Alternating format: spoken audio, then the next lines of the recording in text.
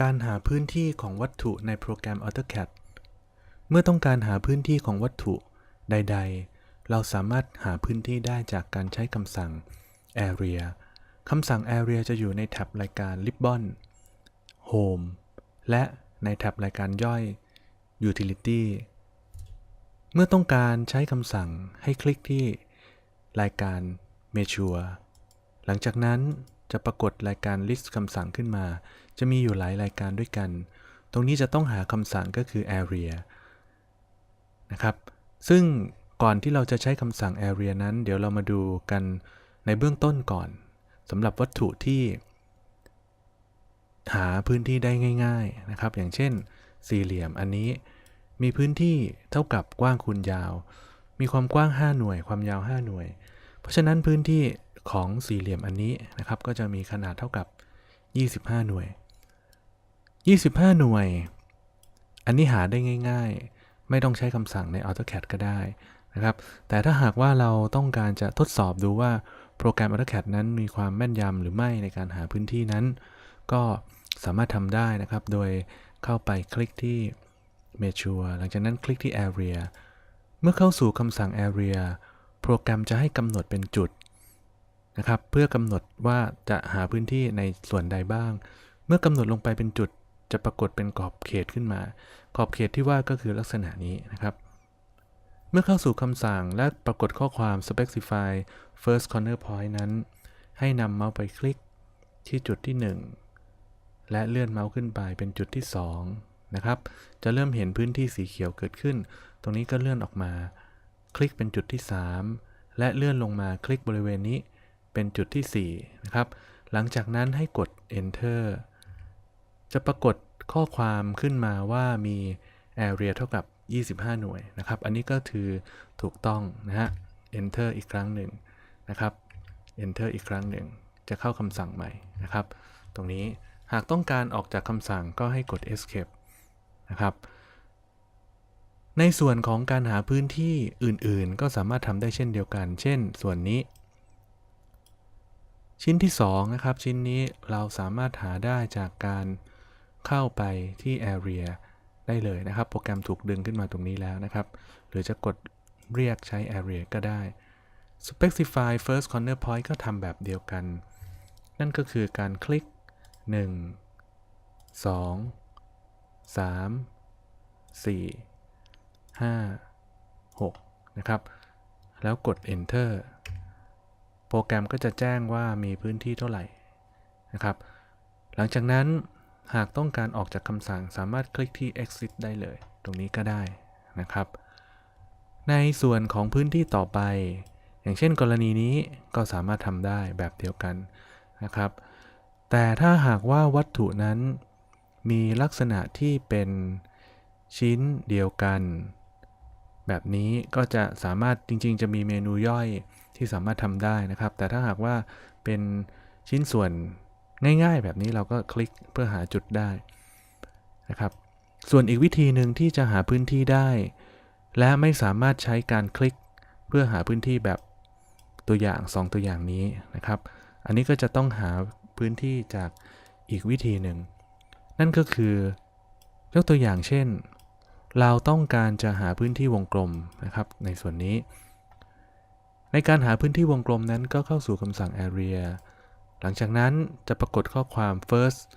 specify first corner point ตรงนี้เราไม่สามารถกำหนดได้นะครับเพราะว่าวงกลมนะครับจะไม่มีตำแหน่งให้เราล็อกไปเหมือนกับเป็นสี่เหลี่ยมนะฮะอันนี้ก็จะไม่สามารถหาพื้นที่ได้ดังนั้นถ้าหากว่าต้องการหาพื้นที่วงกลม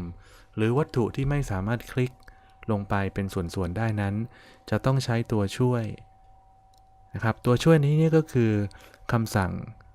ย่อยนะครับก็คือเมื่อเราเข้าคำสั่ง area หลังจากนั้นให้คลิกขวาจะปรากฏรายการเมนูเกิดขึ้นให้ดูรายการเมนูที่ในช่อง list รายการที่2ตรงนี้นะครับในช่องนี้จะปรากฏเมนูอยู่4รายการให้เลือกที่คำสั่ง object เมื่อคลิกที่ object แล้วโปรแกรมจะกลับมาที่หน้าจอให้ได้คลิกเลือกวัตถุ หลังจากนั้นให้คลิกเลือกที่วงกลม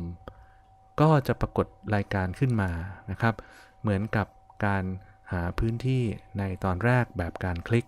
นั่นเองนะครับอันนี้ก็สามารถทำได้และกดเลือกที่ exit ออกมาก็จะหาพื้นที่ได้นะครับดังนั้นถ้าต้องการหาพื้นที่แบบนี้ก็สามารถใช้งานกับวัตถุด้านบนก็ได้นะครับอย่างเช่นเราเข้าไปที่ area นะครับหลังจากนั้นคลิกขวาเลือกไปที่ object นะฮะแล้วคลิกลงไปบนวัตถุนะครับก็จะได้พื้นที่ออกมาเช่นเดียวกันนะครับเสร็จแล้วคลิก exit ออกมานะครับตรงนี้ก็จะทำได้ส่วนถ้าหากว่าวัตถุนั้นไม่ได้เป็นชิ้นเดียวกันอันนี้ก็จะมีปัญหาเกิดขึ้นนะครับอย่างเช่นตัวนี้นะครับวัตถุถูกสร้างจากลายหรือโพลีไลน์แต่ว่าสร้างกันคนละรอบเพราะฉะนั้นเวลาเราใช้คำสั่ง area และเลือกไปที่ object กับตัวนี้ก็จะไม่สามารถทำได้นะครับเพราะว่าเขาแจ้งเราว่าอันนี้มันไม่ใช่นะครับไม่ใช่เป็นพื้นที่ในการเป็นชิ้นเดียวกันนะครับไม่สามารถหาพื้นที่ได้ในส่วนของการหาพื้นที่สำหรับรูปร่างอันนี้ที่ไม่ได้เป็นชิ้นเดียวกันก็ยังสามารถใช้วิธีเดิมตอนแรกนะครับก็คือใช้ตัวนี้ได้ครับ1 2นะครับกำหนดลงไปได้ไปได้เรื่อยๆนะฮะแล้ว enter ตรงนี้ก็จะเกิดเป็นพื้นที่ขึ้นมาเท่านี้นะครับและถ้าเป็นโจทย์แบบชิ้นนี้ชิ้นงานนี้นะครับเป็นชิ้นงานเหลี่ยมและมีด้านบนโค้งซึ่งไม่สามารถหาพื้นที่ได้ด้วยวิธีการคลิกลงไปนะครับเช่นเป็น area เราก็จะหาไม่ได้นะครับว่าตรงนี้มันเท่าไหร่นะครับเพราะว่าตรงนี้มันจะเป็นส่วนโค้งซึ่งเราจะมีปัญหาในการสร้างอยู่แล้วนั่นเองนะครับอันที่1ต่อไปวัตถุชิ้นนี้ก็ไม่ได้เป็นวัตถุชิ้นเดียวกันดังนั้นก็จะไม่สามารถหาพื้นที่แบบ object ได้อีกนะครับคราวนี้ก็จะเกิดปัญหาในลักษณะนี้ลองดูนะครับเลือกไปที่ object นะฮะก็ไม่ได้เพราะว่าวัตถุเป็นคนละชิ้นกันนะครับดังนั้นสิ่งที่จะต้องทำก็คือจะต้องทำการเชื่อมเส้นนะครับทำการเชื่อมเส้นเข้าด้วยกันนะครับนั่นก็คือเราจะต้องใช้คำสั่งในการจอยเส้นก่อนเพื่อให้วัตถุรวมเป็นชิ้นเดียวกันนั่นเองนะครับเราก็ไปที่ modify หลังจากนั้นคลิกไปที่คำสั่งในการจอยนะครับแล้วคลิกเส้นที่1คลิกเส้นที่2เส้นที่3นะครับมีกี่เส้นก็เลือกให้หมดแล้วกด enter เมื่อได้แล้วให้ลองคลิกดูเราจะพบกับชิ้นงานที่เป็นโพลีไลน์นะครับหรือว่าเป็นพื้นที่ของวัตถุในชิ้นเดียวกันในลักษณะนี้นะครับหากต้องการหาพื้นที่นะครับกด escape เพื่อยกเลิกการเลือกหากต้องการหาพื้นที่ก็สามารถทำได้แล้วนะครับในขณะนี้ซึ่งเราจะใช้วิธีการหาพื้นที่แบบ object นะครับก็คือเข้าไปที่คำสั่ง area ครับหลังจากนั้นคลิกขวาแล้วเลือกไปที่ object คลิกเลือกที่วัตถุนะครับก็จะเห็นพื้นที่ขึ้นมาในลักษณะนี้ซึ่งก็จะมีความแม่นยำนะครับและสามารถหาพื้นที่ในส่วนนี้ได้ดังนั้นถ้าหากว่าต้องการจะหาพื้นที่ใดๆก็ต้องดูว่าวัตถุนั้นมีลักษณะเป็นเหลี่ยมหรือไม่นะครับถ้าเป็นเหลี่ยมนะฮะเดี๋ยวเราออกมาก่อนถ้าเป็นเหลี่ยมก็สามารถใช้ area ได้ตามต้องการแต่ถ้าเป็นโค้งหรือว่าเป็นส่วนอื่นๆก็จะต้องหาการเชื่อมกันก่อนนะครับระหว่างวัตถุด้วยกันก็คือทำให้เป็นโพลีไลน์หรือว่าทำให้เป็นชิ้นเดียวกันโดยการจอยเส้นซะก่อนแล้วก็ค่อยใช้วัตถุที่เป็นชิ้นเดียวมาหา